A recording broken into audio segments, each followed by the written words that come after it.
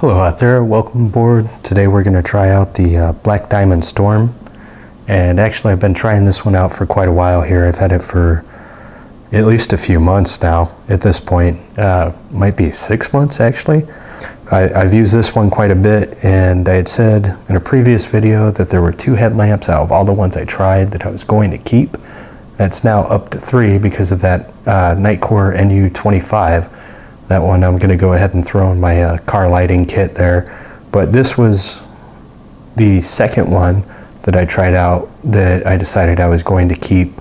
The other one was a through night one just because I like the simple operation of it. But this one is so functional and it fills so many roles, and it's really not any bigger or heavier than anything else that I decided I was going to keep this too. So I've had this for a while, so the box is kind of torn up, but this is what the box says there. And their run times, if you're using the Duracell batteries, I mean, as far as the 40-hour burn time, that's down to 0 light basically until it shuts out. And I don't remember if it was 40 hours, but I know I got at least 3 hours, I guess, before it started doing a very noticeable dim, and then it just went down from there. As far as what it comes with, mostly what it comes with was this thing was folded up in there, and then you open that up and it comes with pretty close to dummy proof instructions there, just pictures. And I mean there's a little bit more on the back there. It's just telling you the modes, but this is, for the most part, this is all the instructions a lot of people need. It does open a little bit different. It uses a clasp or clamp, however you want to say it. It also did come with other sets of instructions. I mean, instructions. Yeah, so really, like, this little segment right here is the English part. It doesn't even go all the way down to page. It's just that little section there. And then the rest is just more detailed of what that was. It does a very good job of, so we'll go through all that real quick. The headband's pretty comfortable. It's just a simple, just simple like most of them are there. It does have some nice foam padding on the back there, and that attaches to that, but it's not, it's not the same part. It's actually in addition to that. And then the way it goes on and off the band is just pretty typical how most of them do there. There's just a little notch in there. You just slide it in and out, and it's going to come out on accident there now. But there you go, and then you just got your little notch there. You just slide it in. So it's not locked in or anything, but I don't know. I've used it a pretty fair amount now, and I didn't have any trouble with it coming out. And it does have a tilt, so at your head, is that 45, 60 degrees, whatever it is. Operation can be entirely done through the single button design. There's a touch, like a tap button. It's not a button that you can press on the side here, and it's the right side, and that will take you straight to turbo. And then press it again and it'll take you back to where you were at before. And the turbo is for whatever light mode you're in. This has a white spot, a white flood, and then a multicolor red, blue, and green. So whichever one you're using, it will take you the spot for that. The exception would be for the white modes. Whichever one you're in, it puts the spot and the flood together at their maximum output together. But they do say it gets out to 80 some yards, 85 yards, 85 meters, excuse me. And that's for turbo on the white. And then the flood on its own will get out to 2 meters, they're saying. So the flood is 4 lumen on the back end, on the bottom end there. And then the total output max is 250 lumens. And power tap. I'm looking at the box now. They call this side button here power tap. All right, so there is a lockout, and it is waterproof and dustproof, so IP67, so entirely protected from ingress of dust, and submersible 1 meter for up to 30 minutes. So And I think there was impact resistance on it too. I try not to bang around my headlamps too much. So basic operation, put that on. You can see that's the spot there. Hit this button, turbo button, and you can see it lit up this guy too here. So you got that. So that's just the side button, and then that's turbo. And then to change to just the spot, 2 times there, and then your strobe. So there's a little strobe incoming. No matter what mode you're in, you can do strobe. It won't do strobe on the spot. It does strobe for the side LED. So I hit that button again. It's always 3.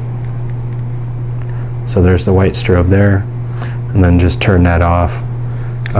So that's the basic operation that most people are probably going to use, but it does have the other colored LEDs. There you go. So hold it down for, what is that, 3 seconds, 4 seconds, and it's green. And green will go into turbo too. Look at that. And then go down, turbo, and then you've also got a blue. Yep, turbo 2. And then you've also got a red. Seems kind of odd to me that red was put on the back. I would think that's the one more people are going to want to use. Maybe not though. And then of course that's got turbo 2. So I got some of the colored LEDs. I got some pretty close shots, just so you can get a generalized idea of the light output, like how much, how well it's going to help you see. So all of these have a strobe. That's green. 3. So it switched to blue because you hit it twice, but then when you hit the third, it goes to the strobe. And then you can go to blue, and it did the same thing. It switched to red. So it's a slow strobe. It's really just a signal. And then red. See how it switched to green, and then it went to red. So all colored lights, you have a strobe. I thought that was pretty cool. You also have a lockout here. You got to do it from off. So from off, if you hold down the button, you will get, this is the bottom of the light here. You get your lockout mode. You see that? So that's your lockout indicator. It's also your battery indicator. And I don't know if you can see that little blue thing right there. That's actually a lock. And then on this other side, that's a little battery symbol. So if you try and do it, there you go with that. You gotta hold it down. And you'll see that little light when I turned it on. See, it's green, so that's your battery level indicator there too. So as far as when I was dimming it goes, it's just still from this single switch. So it's just hold it down, goes all the way up, it'll flash when it gets to the bottom, it'll flash when it gets to the top. You can always hit your turbo mode, and then there's your spot, and it'll do the same thing. It'll flash when it gets to each end. And then the red, we'll just use that to demonstrate. So it flashed when it got to the bottom, and it flashed when it got to the top, and that's the turbo there for it. So, okay, so it's got the lockout, it's got that. So the way this thing goes, it's not a rechargeable headlamp on itself, it runs off of batteries.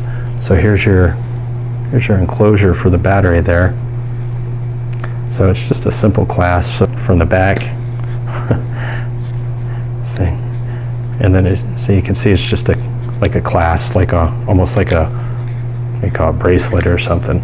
And then it folds open. It doesn't swing open that way. And you can see the layout is just 4 AAA batteries in there. I'm using Eneloop Pros. One of their demonstration videos I saw, I believe they were talking about using lithium batteries for longer life, but they're saying mostly just go with alkalines. So those top 2 were pretty easy to pull out. You see that. So now what do you do? How do you get this out? That one's pretty well embedded in there. Well, this one's not really hard to get out either. And you can see those little arrows there. They made it pretty easy. You know, it's not like nobody else has ever done anything like this, but they make it pretty easy. It doesn't spring it out, but it just kind of pops it out. And then that's your layout in there. And that's all it is. I mean, you got a little, which side was it on? Yeah. So on this side around the outside, you've got a little, like a rubber, silicone, whatever it is, foam, something, and presumably that's what keeps it all nice and sealed up. And it does say made in China on the inside here. But that's it. So it goes back in, just that simple. Pretty easy to run. And the run times I got using the Envelope Pros were not what they were saying. I find myself using the white flood more than anything, really. It doesn't go out super far, but generally speaking, it's enough light. And if you need, more light, you just hit your side button and you got your turbo there. So, all right, so let's go ahead and do a waterproof test on this.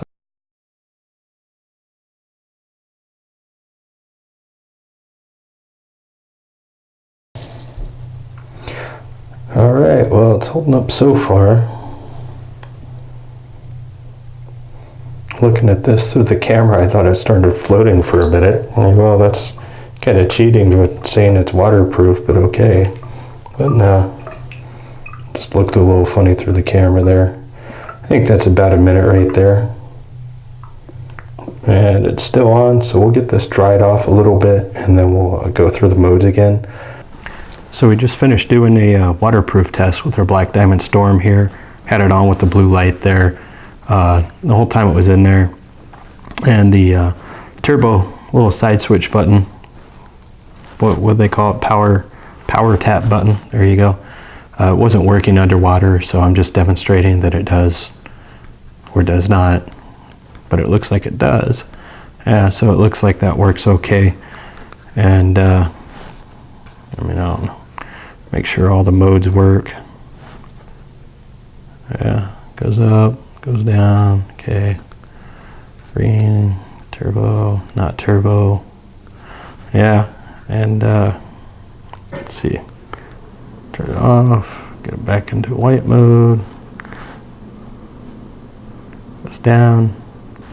Okay, so we want to take a look and see how well this thing actually works. So we've got the directions right here. That's about how much light there is right here, right now. And that's the floodlight on high, almost high.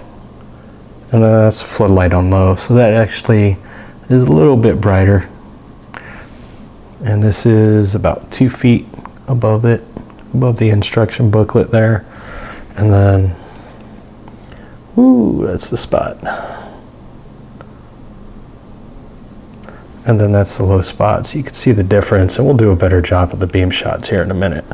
Get into the colored modes. So that's your green turbo. That's your low. That's your blue low. Blue turbo. Blue low again. Red low. Red turbo. And then red low. Okay, so we'll go ahead and take this thing off. I want to get some actual shots of the spot at least. There's your blue, or green, duh. But you can see it is hitting all that over there. There you go. And then that's blue. There we go. Now we got some light. But it wouldn't focus with the red, huh? Oh, I guess my camera is just goofing up. But that's a general idea of how much light it is. Now we'll go back into the white. That's the spot, obviously. But you can see it's mostly spot. There's not a ton of spill, but there is some. Is that? There we go. And then that's turbo. So you can see the spot doesn't really get better. There's just more light added. And you can tell it's kind of off to the side there because it's just the flood. But there's that. And then that is the flood. Is that the flood? That's the flood end. All right, yeah, no, that's just the flood there. So that's still quite a bit of light. It's just because it's not focused. So that's the spot, or that's the flood, and that's the spot there. Spot, flood. So that's what this thing does.